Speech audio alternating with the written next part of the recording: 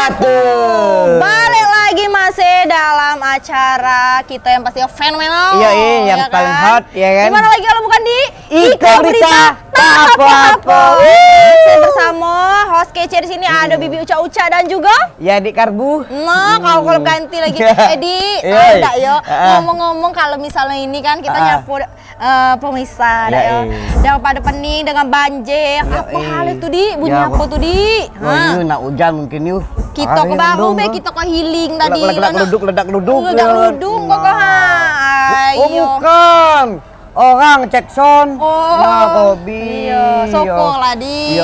Kata kita tadi hujan, ai lem sorot go masih ke hujan. Naik lagi, apa hal tuh di?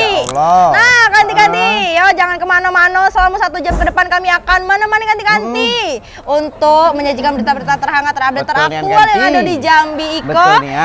Jadi ganti-ganti, jangan kemana-mana, tetap di Iko Berita. Tak apa-apa.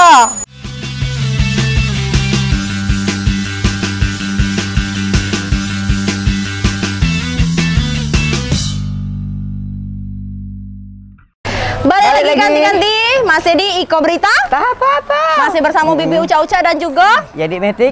Nah ganti-ganti, yaudah yo. Tadi balik lagi kita ngomong di hujan. Kita tengok kan semakin dekat dengan Imlek kok semakin hujan. Kalau kata orang Cina tuh semakin hujan semakin berkah. Tapi berkah kamu tengok belum sorot ke batang hari itu.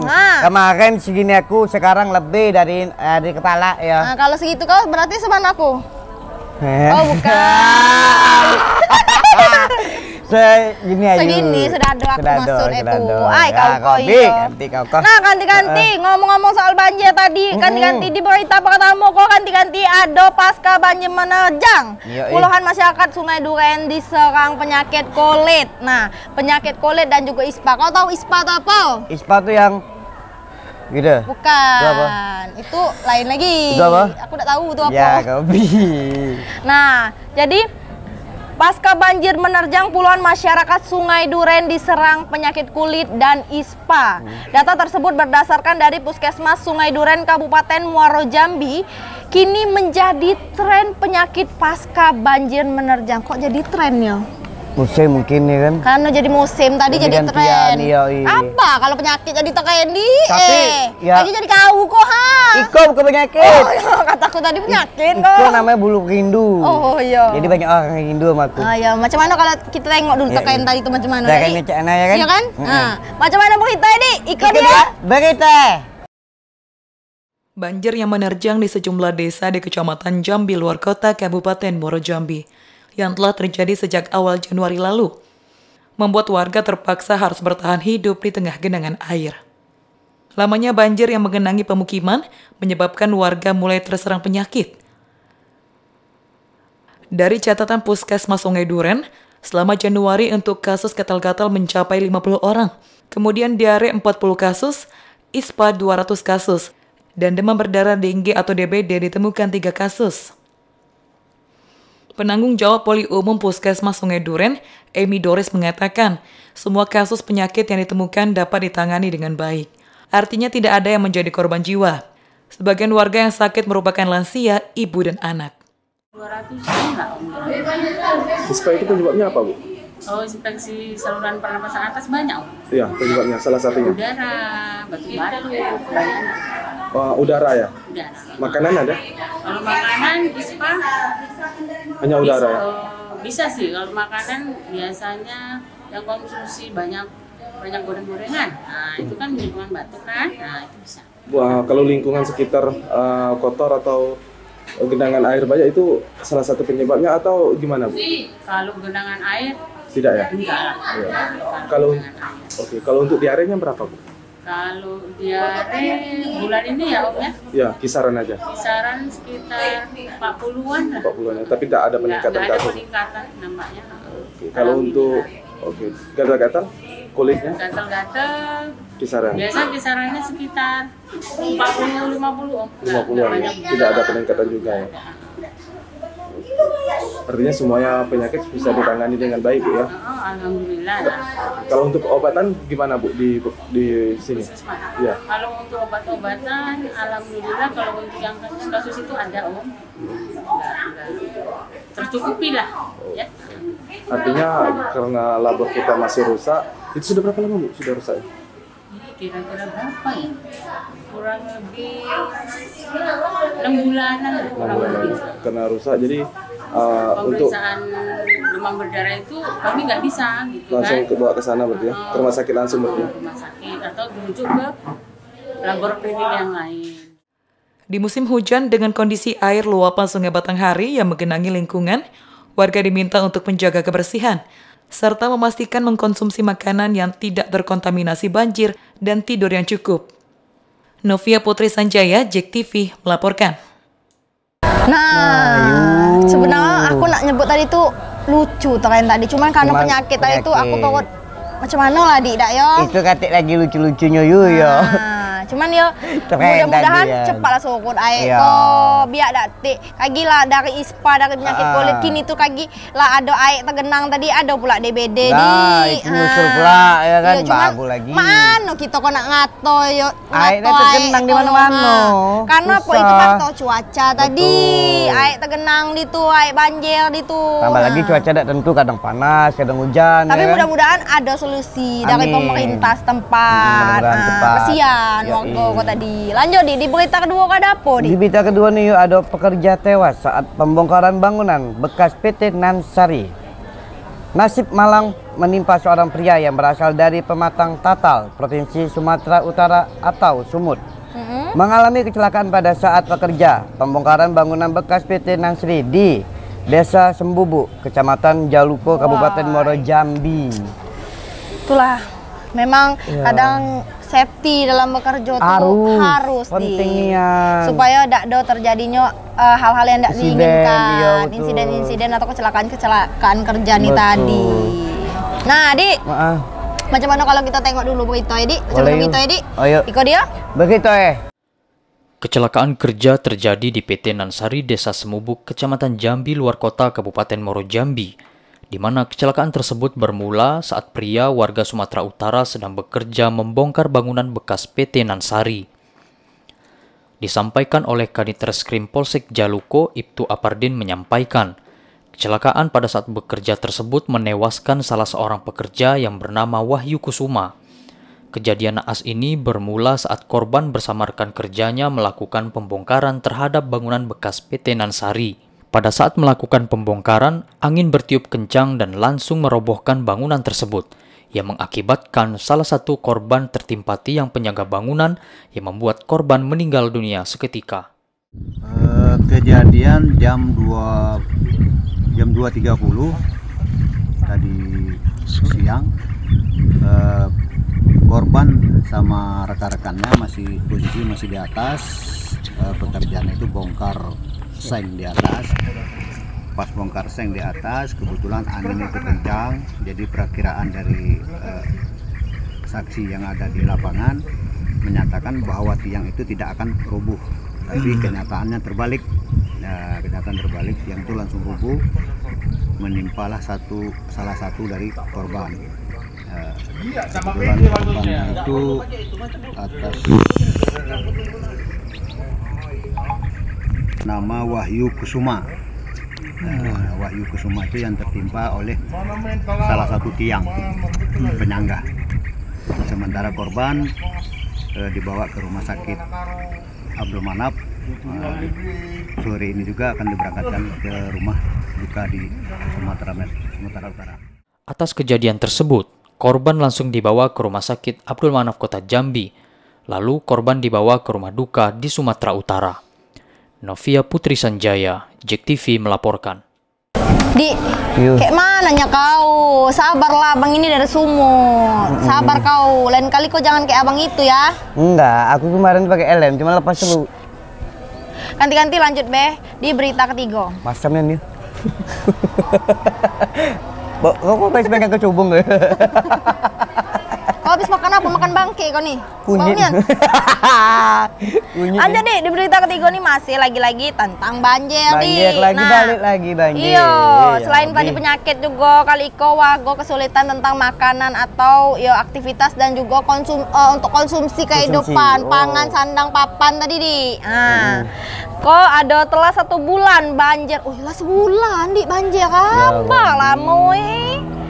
Menerjang pemukiman warga di Kelurahan Legok, Kecamatan Danau Sipin, Kota Jambi. Selain melumpuhkan aktivitas ekonomi, banjir yang tak dikunjungi surut ini juga membuat warga kesulitan air bersih dan makanan. Allah, Nah, di lah mulai di ada musik di. Nah, Oh, lah mulai main. kita sambil nengok berita tuh. Kita joget dulu ya kan. Kita joget-joget di. Dua Kita FP. tengok dulu berita tadi. Ika dia Berita. ya. Bencana banjir hingga saat ini masih menggenangi ratusan rumah warga di Kelurahan Legok, Kecamatan Danau Sipin, Kota Jambi. Banjir yang telah terjadi sejak 1 bulan terakhir hingga kini tak kunjung surut. Ketinggian air bervariasi, mulai dari 25 cm hingga 1 meter lebih. Selain tempat tinggal, banjir juga merendam jalan utama di wilayah ini. Untuk beraktivitas di luar rumah, warga terpaksa menggunakan jasa angkutan perahu. Selain melumpuhkan aktivitas dan ekonomi masyarakat, banjir akibat luapan air Sungai Batang hari ini juga membuat warga kesulitan mendapatkan air bersih dan makanan. Sebagian besar warga lebih memilih untuk bertahan di rumahnya masing-masing, mengingat bangunan tempat tinggal warga yang terendam air merupakan bangunan panggung. Selain berharap banjir segera surut, warga terdampak banjir di Kelurahan Legok, Kota Jambi juga mendambakan bantuan makan sehat dan air bersih. Mudah-mudahan pemerintah memperhatikan warga Danau Sipin. Kalau bisa dibantu ya dibantu. Maunya yang terendam Pak semuanya dampak. Sudah ada bantuan makanan gitu Bu? Ini baru dapat kami itu dikit itu yang terendam itu nak kami bagi-bagi satu paket mungkin kami bagi 3 biar jangan ribut. Minta bantulah dari pemerintah. Walaupun dikit-dikit kan. Kami yang susah, orang mulung kami. Nah, ini mana? Nah, nih. Ya. Ini dengan kondisi air pasang seperti ini, banjir seperti ini mengganggu Pak ya? Mengganggu lah. Akses orang kan terganggu, terhalang kan. Jadi kalau seandainya nanti air surut, kering ini otomatis sungai ini terhalang, tutup. Jadi kalau karena ada hujan dari hulu, hujan deras, otomatis saja airnya tertahan, ya kan? Iya. Nah, bisa rumah warga yang dampak, rumah warga yang di sini Pak. Pemerintah Kelurahan Legok menyatakan ada 165 kepala keluarga di RT 18 yang rumahnya terdampak banjir. Imbas dari bencana banjir yang tak kunjung berakhir ini, warga kini mulai terserang penyakit gatal-gatal.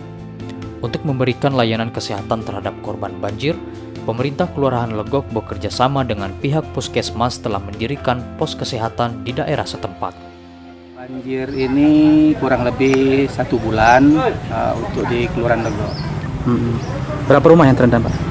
Kalau rumah yang terendam menurut laporan dari RT dan juga kami turun langsung ke lapangan itu terdata 165 kepala keluarga. Berapa RT Pak?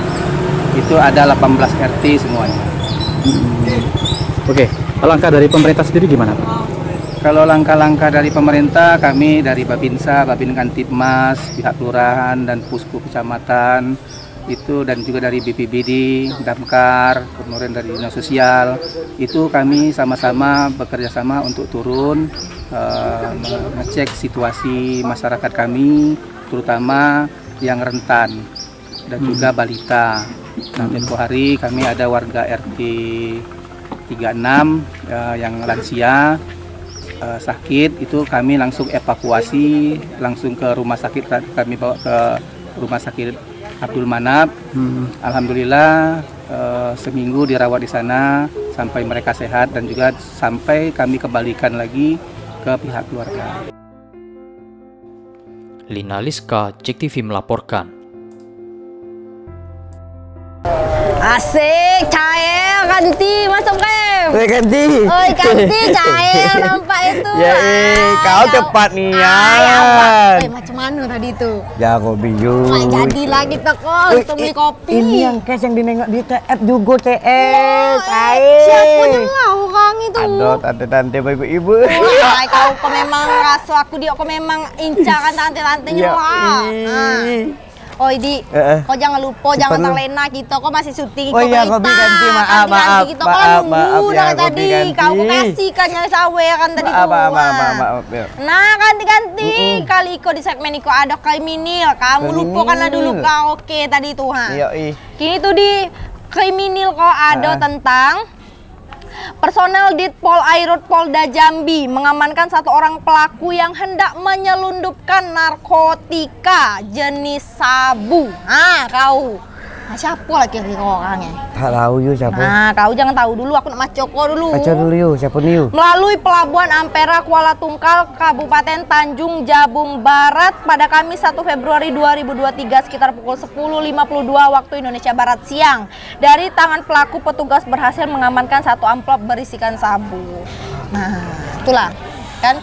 Macam mana pun yo yang namanya itulah kamu ganti-ganti begawe itu elok-elok be, yang halal be. Bagus baik. Iyo, jangan kamu nak muna-una. Iya, saya macam mulal kamu yo.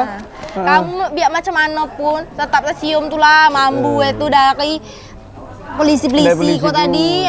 Jangan pernah nak ngelabui. Kau tengok dulu berita itu macam mana. Kau nak nengok amplop emang kenapa? Iya, pasaran tengok aku. dulu. Macam mana berita Iya dia, berita. Beginilah detik-detik video amatir yang berhasil direkam. Terlihat ketika penangkapan, pelaku telah berada di dalam speedboat. Pelaku tampak tidak berkutik ketika diperiksa petugas. Tak hayal satu amplop putih di dalam tas berisikan sabu guna melakukan pendalaman lebih lanjut. Petugas Ditpol Airut Polda Jambi langsung membawa pelaku naik dermaga pelabuhan. Pelaku yang diamankan yakni Lesang, 48 tahun, warga RT 14 Jalan Gotong Royong, Kecamatan Bendahara Ilir, Kabupaten Tanjung Jabung Timur, yang bekerja sebagai kernet speedboat SBDC.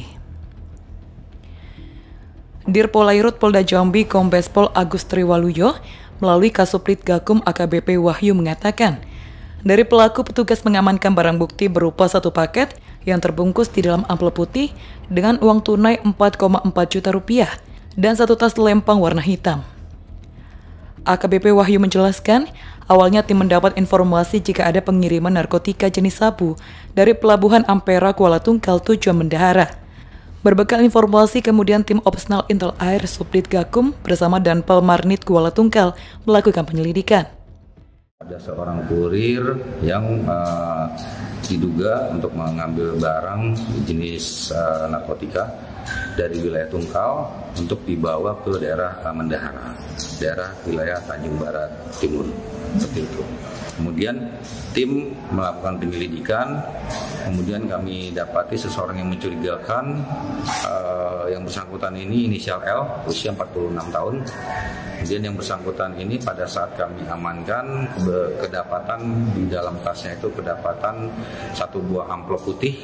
Kemudian oleh tim dilakukan pemeriksaan, yang bersangkutan membuka, kemudian di dalam amplop itu didapatilah satu bungkus plastik yang di dalamnya berisi diduga satu narkotika jenis sabu-sabu. Untuk berat. Untuk beratnya sendiri kami sudah melakukan penimbangan, yaitu berat bersihnya 2,86 gram. Untuk tindak lanjutnya gimana, Bang? Untuk tindak lanjutnya yang tersangka ini kami lakukan pemeriksaan di Ditpol Airut Polda Jambi, di Subdit Gakum, kemudian kami tetapkan sebagai tersangka dan kami lakukan penahanan terhadap yang bersangkutan untuk 20 hari ke depan. Untuk pemilik dan penerimanya? Untuk pemilik dan penerimanya, yang bersangkutan ini mengatakan keterangannya itu yang bersangkutan ini baru satu kali, kemudian dia disuruh oleh rekannya, dan ini masih kita dalami karena yang bersangkutan mengatakan baru satu kali, namun dari gerak-geriknya yang kami ikuti bahwa yang bersangkutan ini memang sudah sering melakukan ini, dan kami lakukan pendalaman untuk pengembangan lebih lanjut. Untuk mempertanggungjawabkan perbuatannya, kini pelaku telah mendekam di balik jeruji besi tahanan Ditpol Airut Polda Jambi. Saat ini status pelaku menjadi tersangka. Ia terancam hukuman sebagaimana diatur dalam Pasal 114 Ayat 2 dan atau Pasal 112 Ayat 2, Junto Pasal 132 Ayat 1, Undang-Undang Nomor 35 Tahun 2009 tentang narkotika. Surya Kurniawan, JEK TV melaporkan. Di sangka aku tadi kena kondangan di dalam amplop di kalau isi sabu. Warnanya ya Allah Macam caro kena ngelabui pelisi di tu dah. Cuma ndak bisa. Iya. Gimana pun kayak kamu ya sepadek-padek kamu padek lagi pelisi tu. Apa namanya? Ibaratnya setupai-tupai pandai melompat. Lah jadilah kau kok abah muncul ada.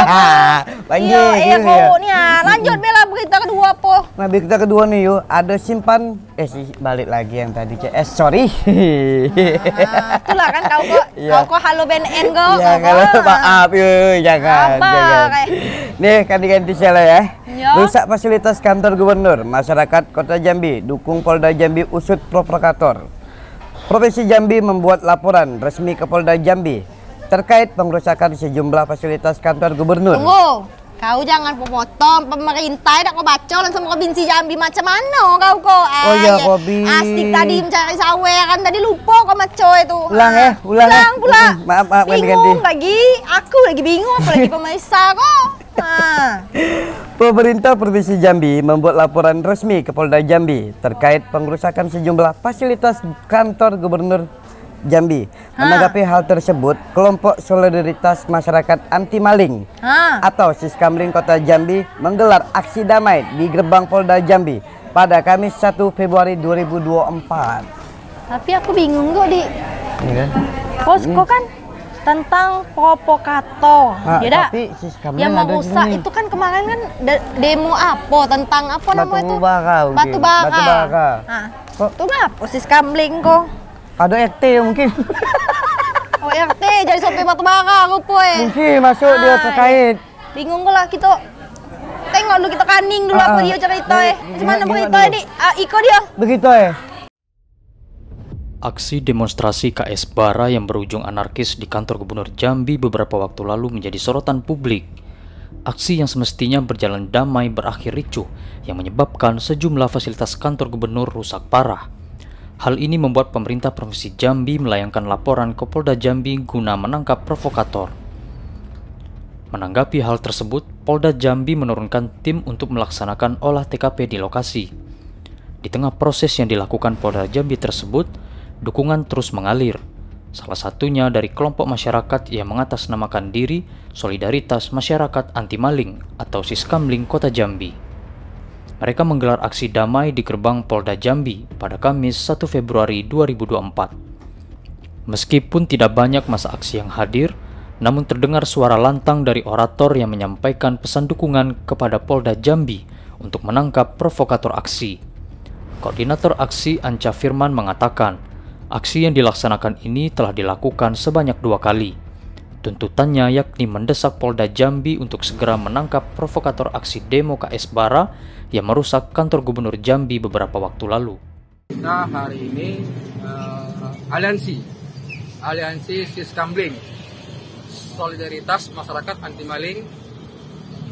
Hari ini tuntutan kami dan tujuan kami yakni mendatangi Polda Jambi ini terkait aksi yang dilakukan KS Bara beberapa minggu yang lalu, melakukan aksi unjuk rasa,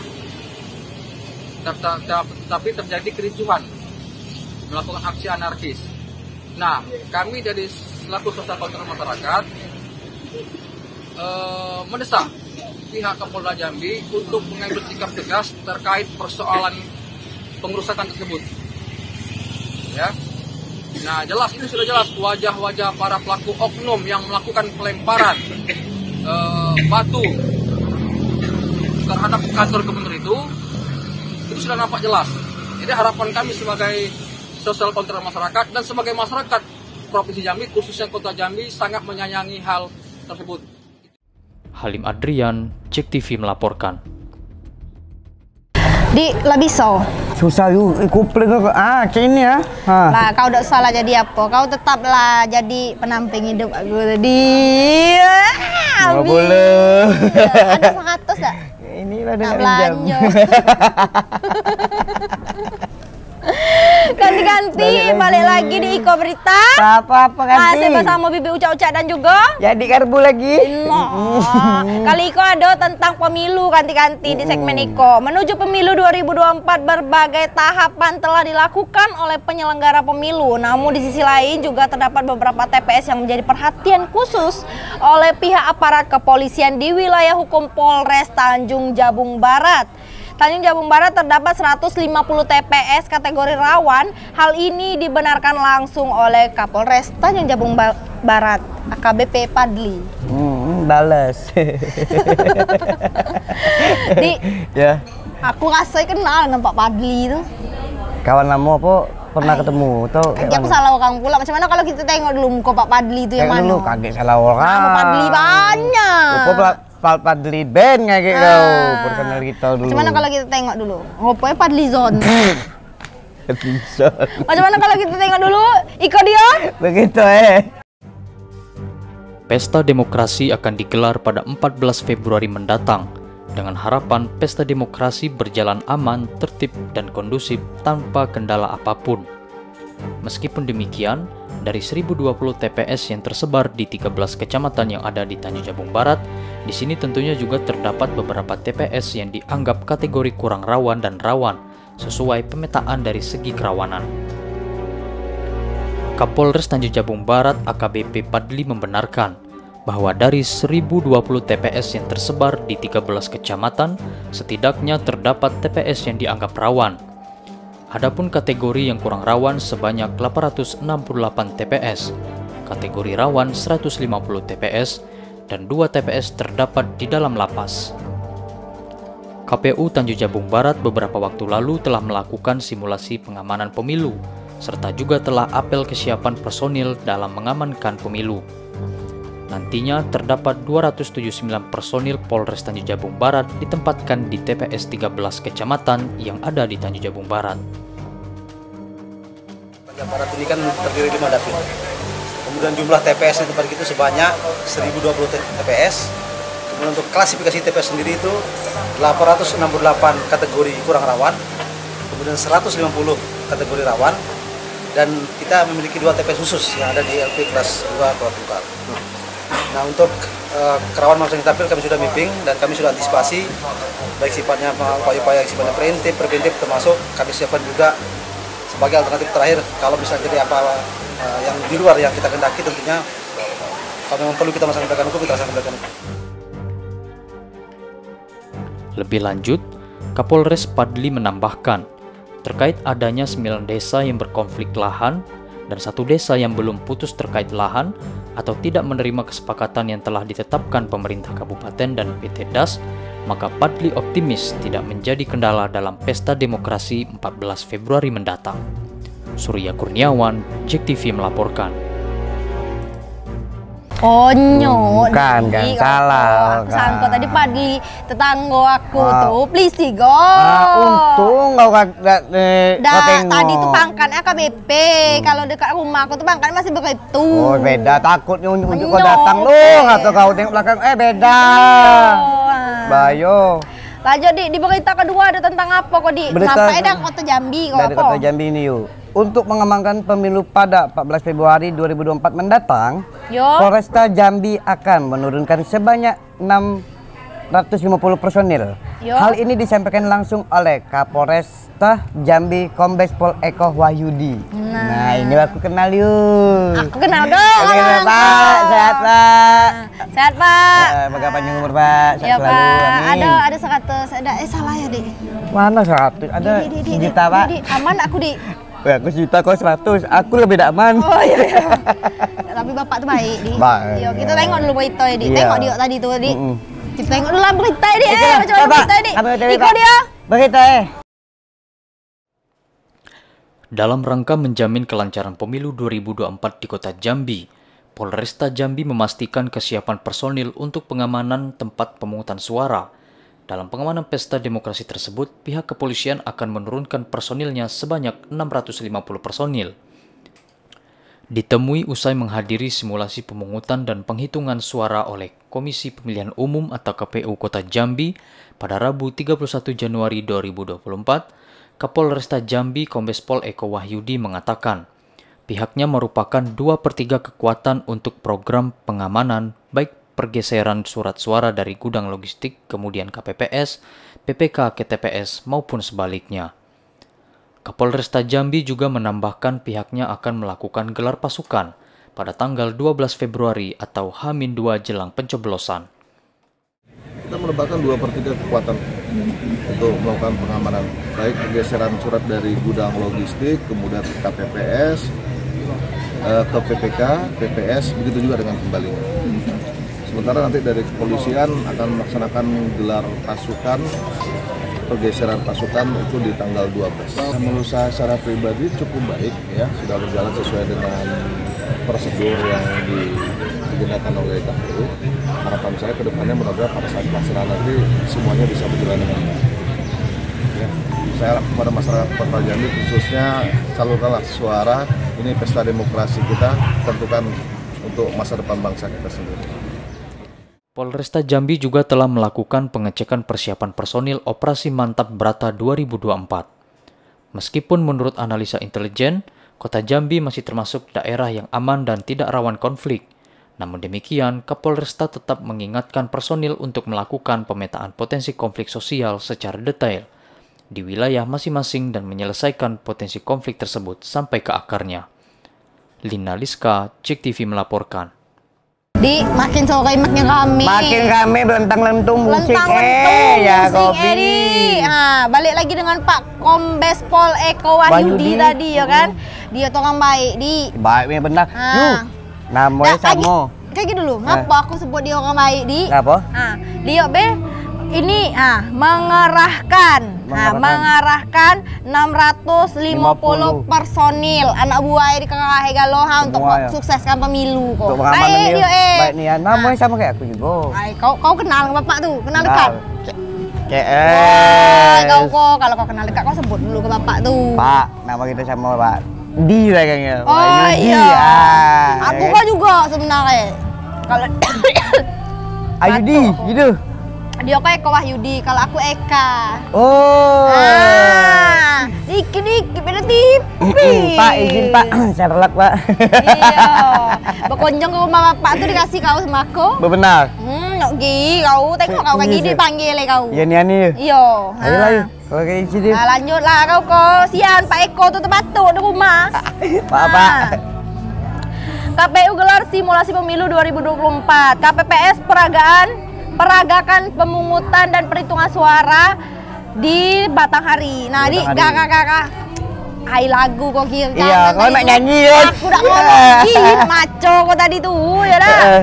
Nah, jadi Iko begitu di ada bertempatan di halaman Gor Bulian Sport Center. KPU Batanghari menggelar simulasi pemilihan umum tahun 2024 dalam simulasi proses awal hingga akhir perhitungan syarat suara dan pemasukan dalam aplikasi Sirekap diperagakan KPU Batanghari. Nah, di aku pun rindu. Sudah. Tengok dulu begitu. Oh iya, lupa. Bentar kan dia. Iko dia. Begitu ya. Rabu pagi, KPU Kabupaten Batanghari menggelar simulasi pemungutan dan penghitungan suara pemilu 2024 bertempat di halaman GOR BSC Muara Bulian. Acara turut dihadiri oleh pihak TNI Polri beserta pengurus partai politik, anggota KPU Batanghari beserta jajaran, dan juga Bawaslu Batanghari. Adapun simulasi tersebut dimulai dari pemilih yang melakukan antri pendaftaran dan mendapatkan 5 buah surat suara. Selanjutnya, pemilih menuju bilik suara untuk menyalurkan hak pilihnya pada pemilihan presiden dan wakil presiden, DPR RI, DPD RI, DPRD Provinsi, dan DPRD Kabupaten. Usai menyalurkan hak pilihnya di bilik suara, pemilih langsung memasukkan surat suara tersebut di kotak suara yang telah ditentukan, serta keluar dari area pemungutan suara dan mengikuti prosesi penghitungan suara pemilu 2024. Anggota KPU Kabupaten Batanghari Muhammad Nuh mengatakan, simulasi pemungutan dan penghitungan suara ini dilakukan sebagai panduan bagi pemilih agar mendapatkan informasi yang utuh terkait alur proses menunaikan hak pilih di TPS. Pada kesempatan ini Muhammad Nuh menjelaskan, prioritas pemilih ialah disabilitas, serta menjelaskan DPTB serta DPK, menjelaskan cara mengisi form C hasil salinan, serta cara penggunaan aplikasi Sirekap. Pelaksanaan simulasi saya pikir berjalan dengan baik ya, karena memang kita sebelum melakukan simulasi ini kita sudah briefing terhadap petugas-petugas kita, sehingga memang ini bisa berjalan sesuai dengan apa yang kita inginkan selama lebih kurang 4 jam ya, 4 jam. Dan catatannya memang yang saya sampaikan di evaluasi bahwa untuk perbaikan ke depannya bagi rekan-rekan KPPS ini untuk yang pertama itu memprioritaskan pemilih disabilitas ya, itu yang harus dilakukan oleh rekan-rekan KPPS ini. Kemudian ketika mau melakukan layanan pindah milih itu tetap harus minta persetujuan dari pengawas TPS dan saksi. Nuh menegaskan, di dalam TPS nantinya tidak semua dapat masuk ke dalam, hanya anggota KPPS, saksi partai politik maupun presiden dan wakil presiden serta saksi DPD. Selain itu, pengawas TPS hanya 1 orang yang berada di dalam TPS. Selain itu, pemilih yang telah dipilih tidak diperkenankan berada di dalam TPS dan diminta untuk keluar TPS. Untuk tertibnya hal tersebut, Ketua KPPS diminta jeli dalam menyikapinya. Selamat Riyadi, JEK TV melaporkan. Di. Ya. Lah kau tadi tuh kan kau tadi di sana tuh dak yo kena sokai. Aku lo menyanyi, aku nengok dia nyokai yang maka aku tolong dulu dia kau tadi. Ya. Kalau dak bengap yo, kalau dak kau masuk berita, ikut berita tak apa-apa kau nyanyi melengking kena gebuk orang. Ganti pula yang lacen. Iya, aku pula maco soal. Mana jadi cengkok-cengkok ha. Ganti masih dalam berita tak apa-apa. Iya, ganti ucap-ucap dan juga jadi karbu. Nah, ganti tahu dak yo semakin lentang-lentung kau dak yo. Kita lanjut langsung dak yo ya, ada di Sobat Biko ada tentang kabar gembira untuk tenaga honorer di Muaro Jambi. Bahwasanya pemerintah Kabupaten Muaro Jambi melalui BKD direncanakan akan mengusulkan ribuan kuota formasi P3K atau PPPK tahun 2024 oleh pemerintah Kabupaten Muaro Jambi. Ya.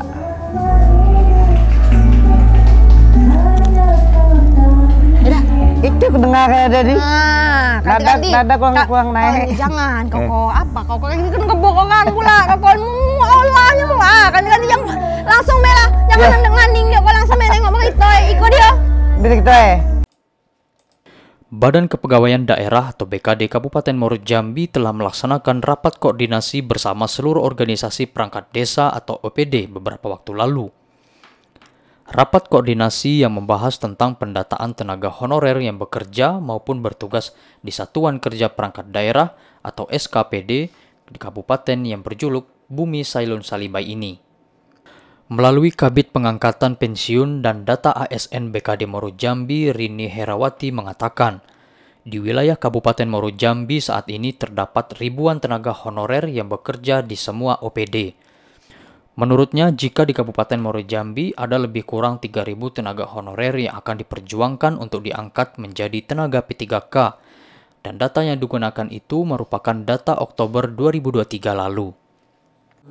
Belum final untuk jumlah yang diusulkan, tapi sudah dapat gambaran tadi dari masing-masing OPD jumlah tenaga honor yang ada di seluruh OPD Kabupaten Muaro Jambi yang dibayarkan gajinya dengan anggaran APBD itu sampai Oktober 2023. Jumlahnya? Untuk jumlah keseluruhannya belum final, tapi sudah dapat gambaran itu tadi berkisaran 3.000-an.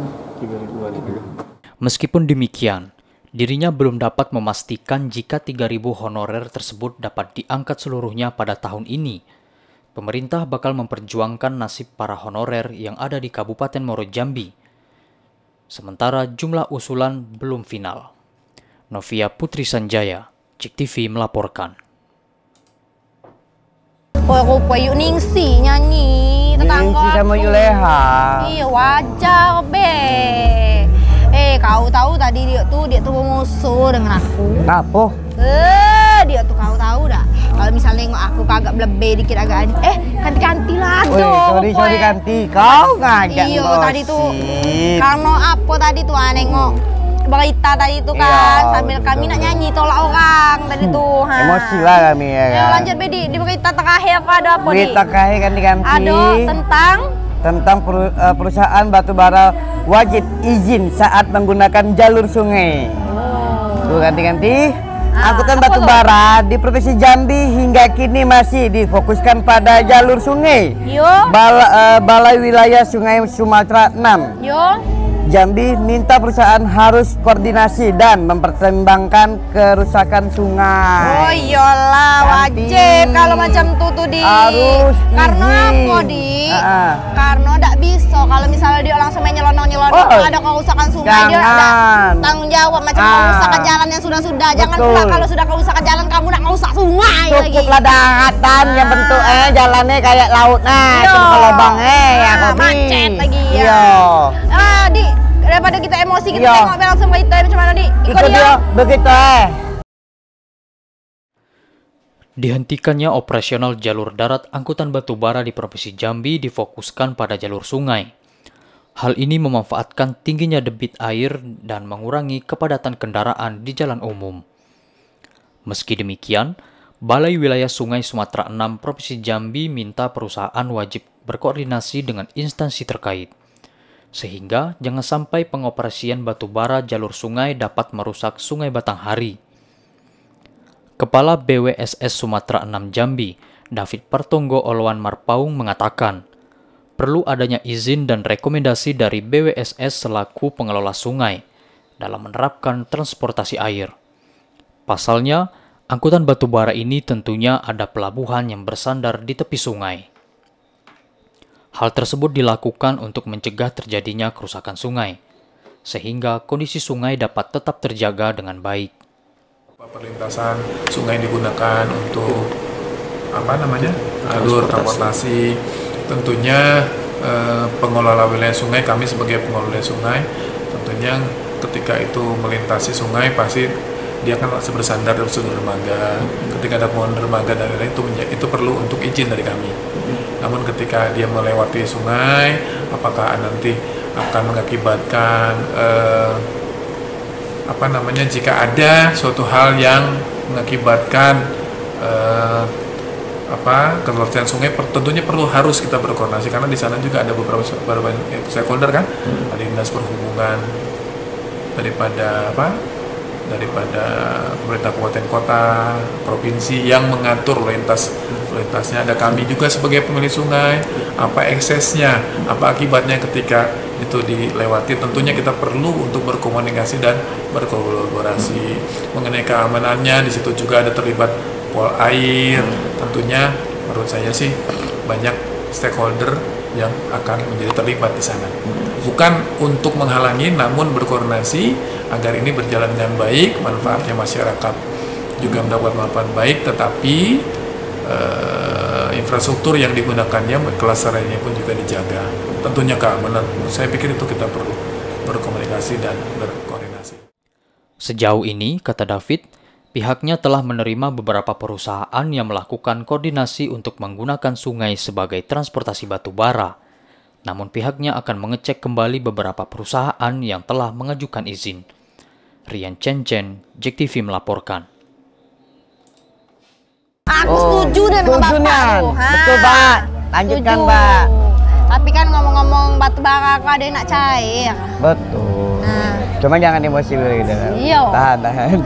Oh Yodi, macam mela lental-lentung. Hati aku kalau bergetar sampai ke jantung, ke ulu hati bergetar kalau. Jangan kau lagi, aku lah nak main alatnya lah panasnya aku nengok kan? orang tuh main. Yo. Toh langsung kita nyanyi. Tapi kita ingati dulu dengan ganti-ganti kok sebelum kami nak nyanyi kok tadi. Udah yo, ganti-ganti jangan lupa saksikan Iko Berita Tahapo-hapo setiap hari Rabu jam 8 malam di JEK TV Inspirasi gitu. Nah, ganti-ganti kami nak nyanyi dulu buat ganti-ganti nak nyawa kami boleh juga ada nomor keding di bawah Iko. Iya, bye bye. Dadah. Ikut dah. Yalah, Freddy Tito lewat. Hah? Freddy Tito lewat.